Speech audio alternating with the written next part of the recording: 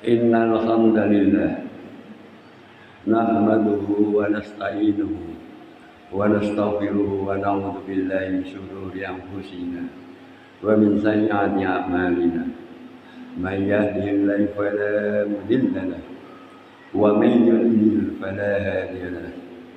Asyhadu an la ilaha illallah wahdahu la syarika lahu wa asyhadu anna Muhammadan abduhu wa rasuluh.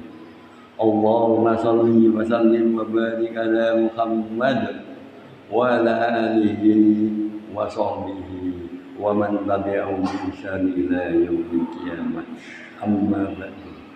Fa ya ibadallah, usikum fa iyaya bittaqwallah. Faqad fazal muttaqun. Qala Allah ta'ala, a'udzu billahi minasy syaithanir rajim. Bismillahirrahmanirrahim.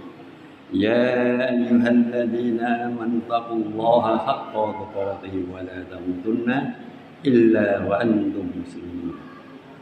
Wa qala ya ayyuhan nasu taqu rabbakumul ladzi khalaqakum min nafsin wahidah wa khalaqa minha zawjaha wa bassa minhuma rijalan katsiran wa nisaa'a.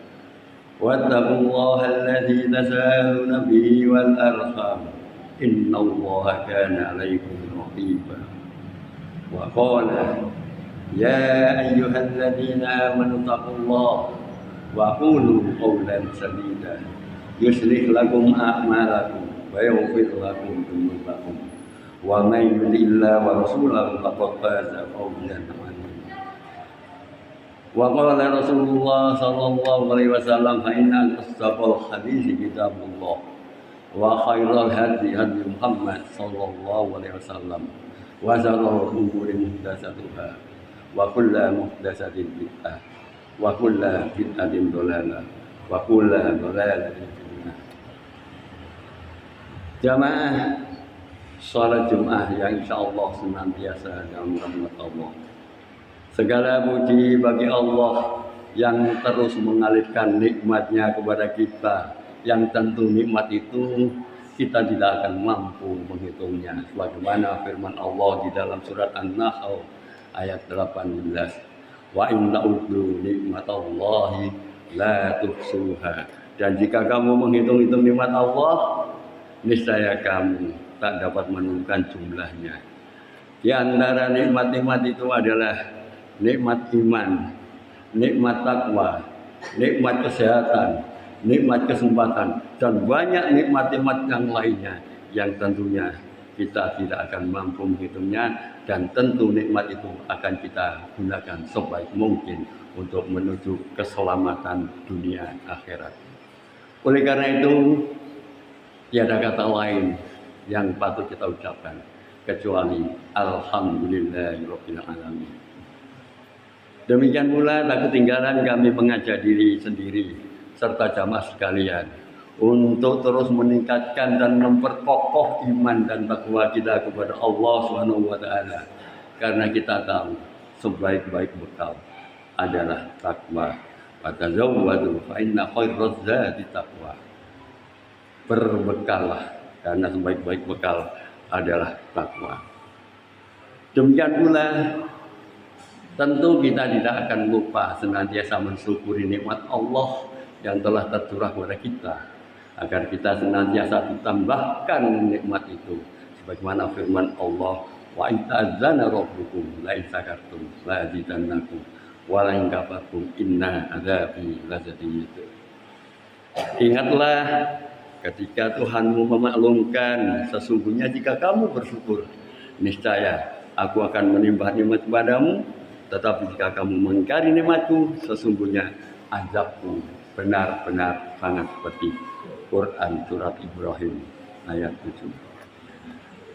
Tentu syukur yang kita ungkapkan ini harus mampu direalisasikan, diwujudkan dengan ketakwaan kepada Allah Subhanahu wa taala dengan cara mengikuti, melaksanakan segala perintah-perintahnya semampu kita dan menjauhi larangan-larangannya sejauh-jauh mungkin dari kehidupan kita.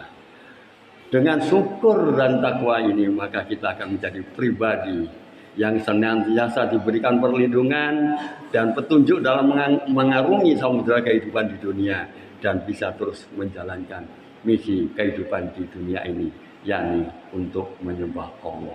Sebagaimana firman Allah dalam surat Al-Zariyat ayat 56, "Wa ma khalaqtul jinna wal insa illa liya'budun." Tidaklah aku menciptakan jin dan manusia kecuali untuk beribadah kepadaku.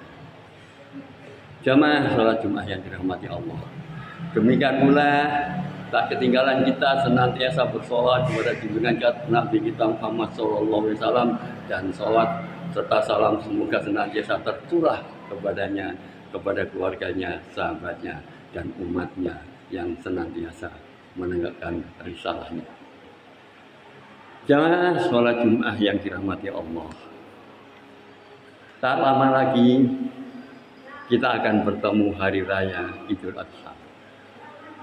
Hari yang penuh kebahagiaan, hari yang penuh keberkahan, dan hari yang kita isi dengan beragam ketaatan, dengan ibadah-ibadah yang mulia. Hari ketika seluruh kaum muslimin itu menjalankan ibadah agung dan mulia. Ibadah yang Allah syariatkan sebagai bentuk mengagungkan zat Allah dan mengikuti sunnah Nabi Ibrahim alaihissalam, yaitu berkorban, menyembelih hewan udhiyah sebagai bentuk taqarrub, mendekatkan diri kepada Allah Subhanahu wa ta'ala. Dalam ibadah kurban ini mempunyai keutamaan dan balasan yang besar bagi orang-orang yang dapat menjalankan ketaatan tersebut, sebagaimana sabda Rasulullah sallallahu alaihi wasallam. Qala ashabu Rasulullah sallallahu alaihi wasallam, "Ya Rasulullah, ma hadhi ashabahi?" Qala sunnatu abikum Ibrahim. Qalu fama lana fiha ya Rasulullah? Qala bikulli saratin hasanah. Qalu fasawfu ya Rasulullah? Qala bikulli saratin min sawfi hasanah. Para sahabat Rasulullah SAW bertanya, "Wahai Rasulullah, apakah maksud dari hewan-hewan kurban seperti ini?" Beliau bersabda, "Ini merupakan sunnah ajaran bapak kalian Ibrahim." Mereka bertanya, "Wahai Rasulullah, lantas apa yang akan kami dapatkan dengannya?" Beliau menjawab, "Setiap rambut terdapat kebaikan." Mereka berkata, "Bagaimana dengan bulu-bulunya, wahai Rasulullah?"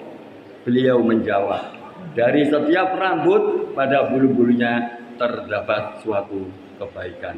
Hadis riwayat Ibnu Majah. Imam As-Sakuni menjelaskan bahwa setiap sehelai bulu atau rambut hewan kurban tersebut akan menjadi pahala bagi orang-orang yang berkorban. Jamaah salat Jumat yang dirahmati Allah. Di dalam pensyariatan ibadah kurban ini terkandung beberapa rahasia, beberapa keutamaan dan hikmah. Oleh sebab itu, para ulama menyingkap rahasia dari persyariatan kurban tersebut. Di antaranya yang pertama, berkorban adalah bentuk implementasi syukur kepada Allah. Di antara rahasia berkorban adalah sebagai bentuk mengaplikasikan rasa syukur atas nikmat-nikmat Allah yang telah dianugerahkan Allah kepada para hambanya, mulai dari nikmat hidup, nikmat sehat, serta nikmat-nikmat lainnya yang tak terhitung jumlahnya. Sebagaimana firman Allah Ta'ala, "Fasholli li rabbika wanhar." Maka laksanakanlah sholat karena Tuhanmu dan berkorbanlah sebagai ibadah dan mendekatkan diri kepada Allah. Al-Kautsar ayat 2. Dalam kaitan ayat ini, Abu Ja'far At-Tabari menjelaskan bahwa jadikanlah seluruh sholatmu dan kurban sembelihan semua itu ikhlas hanya untuk Rabbmu sebagai bentuk syukur atas kemuliaan dan kebaikan yang Allah berikan kepadamu. Kemudian hikmah yang kedua adalah menghidupkan sunnah Nabi Ibrahim alaihissalam. Menyembelih hewan korban adalah bentuk ketaatan kepada Allah Subhanahu wa taala. Karena itu adalah sunnah bapak kita, yaitu Nabi Ibrahim alaihissalam. Sebagaimana sabda Rasulullah sallallahu alaihi wasallam, "Sunnati abikum Ibrahim." Ini merupakan sunnah ajaran bapak kalian Ibrahim. Hadis riwayat Ahmad. Ubaidullah al-Barakfuri menjelaskan bahwa korban tersebut adalah sunnah atau syariat terdahulu yang ditetapkan dan diperintahkan Allah untuk mengikuti syariat tersebut. Hikmah dari ibadah korban adalah seorang muslim dapat meresapi dan mentadaburi kisah sang kekasih Allah yang mengajarkan hakikat pengorbanan di jalan Allah. Maka Allah Ta'ala menetapkan dan menghendaki untuk mengabadikan pengorbanan agung yang besar ini sampai esok kiamat. Sehingga kaum muslimin diperintahkan untuk berkorban sebagaimana Nabi Ibrahim berkorban. Kemudian hikmah yang ketiga adalah berkorban adalah berbagi kebahagiaan bersama kaum muslimin. Dalam berkorban terdapat nilai kasih sayang yang dibagikan kepada orang lain, memuliakan tetangga, bersedekah kepada fakir, menyambung silaturahim, memberi makan orang miskin, dan menghadiahkan daging kurban kepada sesama kaum muslimin. Maka ini semua adalah bentuk berbagi kebahagiaan pada ibadah korban. Allah Ta'ala berfirman, "Fakulu minha watimul qani'a wal murtada kadzalika sakharnaha lakum la'allakum tashkurun." Maka makanlah sebagiannya dan berilah makan orang yang merasa cukup dengan apa yang ada padanya. Dan orang-orang yang meminta, demikianlah kami tundukkan unta-unta itu untuk agar kamu bersyukur. Quran surat Al-Hajj ayat 36. Wahbah Az-Zuhaili dalam kitab tafsir Al-Munir menjelaskan bahwa kebaikan-kebaikan berupa menyembelih korban, memakan dagingnya, serta memberi makan fakir dengan daging tersebut adalah atas izin Allah yang telah menundukkan hewan untuk para hambanya, sehingga hewan itu dapat ditunggangi, diperah susunya, dan disembelih dagingnya agar para hamba bersyukur kepada Allah, mendekatkan diri dengan ikhlas kepadanya. Yusuf Al-Qardawi menjelaskan bahwa hari raya dalam Islam itu mengandung dua makna yang besar. Yang pertama, makna Rabbani, yaitu hari yang dipenuhi dengan berbagai ibadah untuk mendekatkan diri kepada Allah.